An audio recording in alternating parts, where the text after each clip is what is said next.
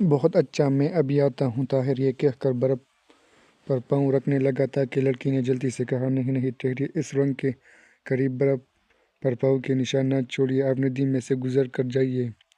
طاہر ثریا کی ہدایت پر عمل کرتے ہوئے پانی میں چلتا ہوا بڑی ندی تک پہنچا اور بڑے بڑے پتھروں پر پاؤں رکھ کر اسے عبور کرنے کے بعد پہاڑی پر چڑھنے لگا۔ پہاڑی کی چوٹی پر پہنچ کر اس نے چاروں طرف نظر دوڑائی، لیکن اسے برف کی سفید چادر پر کوئی متحرک شے نظر نہ آئی۔ جب وہ نیچے اتر کر اپنے ساتھیوں کے قریب پہنچا تو برف باری پھر شروع ہو چکی تھی۔ طاہر بھوک کی شدت محسوس کر رہا تھا۔ دوبارہ تہانے میں پہنچنے کے بعد ثریا نے گوشت کے چند ٹکڑے اور تھوڑا سا خشک میوہ ایک تشتری میں ڈال کر طاہر کے سامنے رکھتے ہوئے کہا، آپ کو بھوک تو ضرور ہوگی، آپ نے رات کے وقت بھی کچھ نہ کھایا تھا۔ طاہر نے جواب دیا، شام کو مجھے آپ کے نوکر کے تھیلے سے کافی کھانا مل گیا تھا، مجھے گھوڑے کی فکر ہے، میں اسے اسی حالت میں چھوڑ آیا تھا۔ میں صبح اوپر جا کر اسے استبل میں چھوڑ آئی تھی، وہاں سوکھی گھاس کافی ہے۔ یہ کہہ کر ثریا اپنے بھائی کی طرف متوجہ ہوئی، اسماعیل تم ان کے ساتھ بیٹھ کر کھاؤ۔ اسماعیل طاہر کے ساتھ بیٹھ گئے۔ طاہر نے گوشت کے ٹکڑے کی طرف ہاتھ بڑھائے لیکن پھر کھینچ لیے اور ثریا کی طرف دیکھتے ہوئے کہا، لیکن آپ؟ ثریا نے کہا، آپ میری فکر نہ کیجیے، میں بہت سویرے کھا لیا کرتی ہوں۔ اسماعیل آج ذرا دیر سے اٹھا تھا، اس لیے یہ ابھی تک بھوکا ہے۔ طاہر نے ایک نوالا منہ میں ڈالتے ہوئے لڑکے سے کہا، اسماعیل کھاؤ، لیکن اسماعیل مضطرب ہو کر اپنی بہن کی طرف دیکھ رہا تھا۔ ثریا نے ذرا آگے بڑھ کر لڑکے کے سر پر پیار سے ہاتھ پھیرتے ہوئے کہا، اسماعیل کھاتے کیوں نہیں؟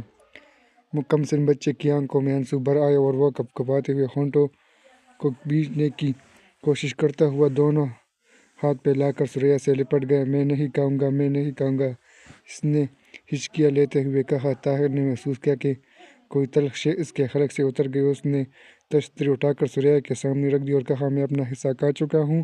ثریا نے کہا، نہیں نہیں، آپ بھوکے ہیں۔ طاہر نے کہا، ایک عرب ماں کی بیٹی سے مجھے یہی توقع تھی، لیکن میں اب آپ کا مہمان نہیں، محافظ ہوں۔ مجھے شام کے وقت پیٹ بھر کر کھانے کے لیے مل گیا تھا، لیکن آپ نے شاید شام کو بھی بہت تھوڑا کھایا ہو۔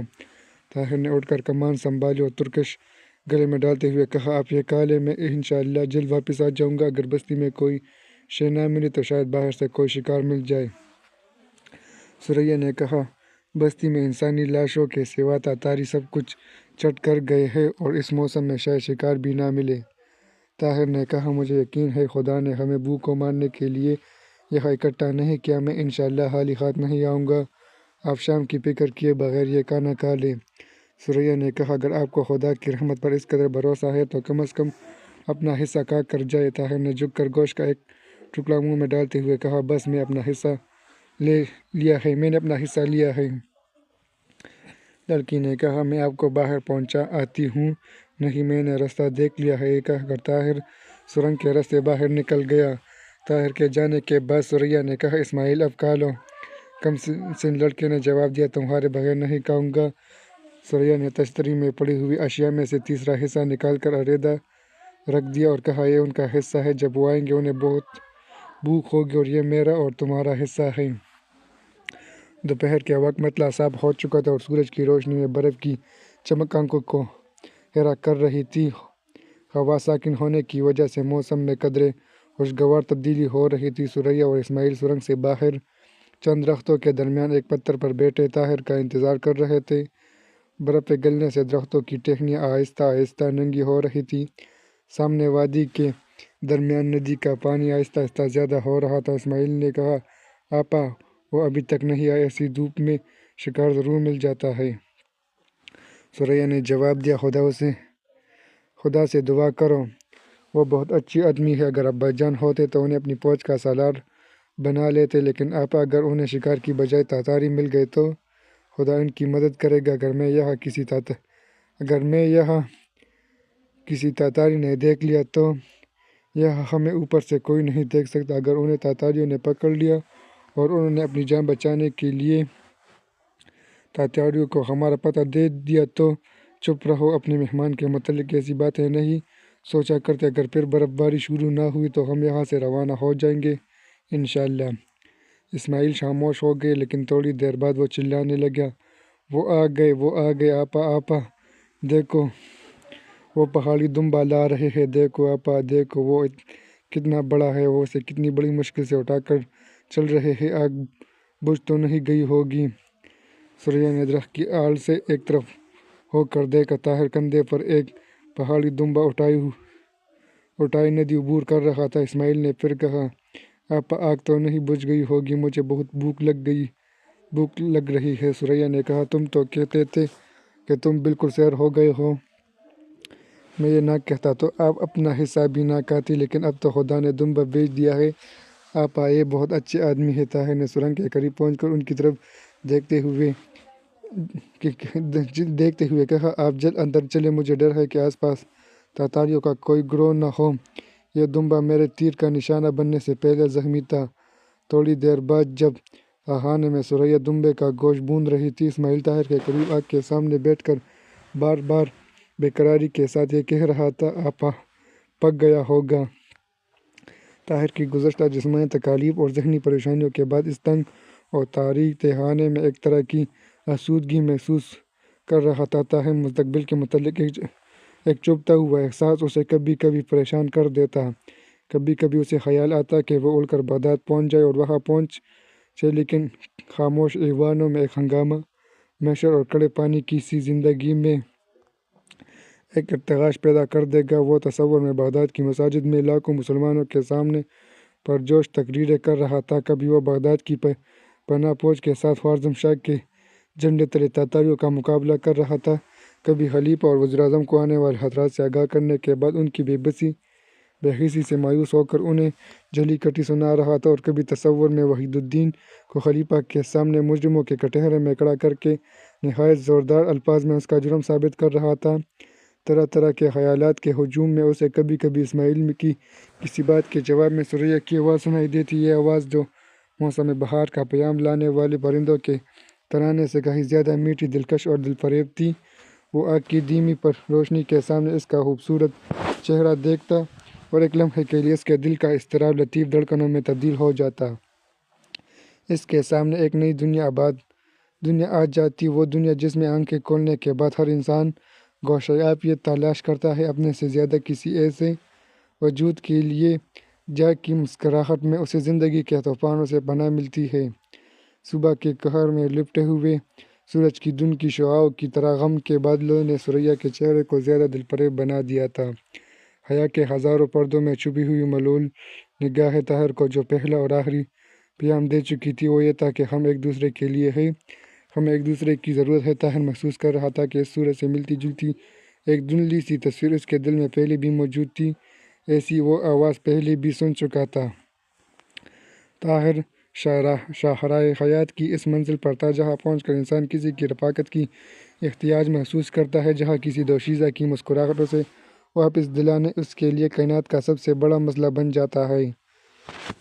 لیکن وہ ان لوگوں میں سے تھا جو پھولوں سے کھیلنے کی بجائے کانٹوں کو مسلنے میں زندگی کی صحیح لذت محسوس کرتے ہیں، جنہیں رباب کی تانوں سے زیادہ تلواروں کی جھنکار زیادہ دلکش محسوس ہوتی ہے، جو اپنے لیے جینے کی بجائے دوسروں کے لیے مرنا پسندت سمجھتے ہیں، اور کسی ایک پھول کو اپنی آنکھوں کے لیے سامان تسکین بنانے کی بجائے اپنے خون سے ہزاروں پودوں کو سیراب کرتے ہیں۔ سوریا کی طرح خوارزم کی اور ہزاروں لڑکیوں کی بے کسی کے تصور نے طاہر کے جسم میں ایک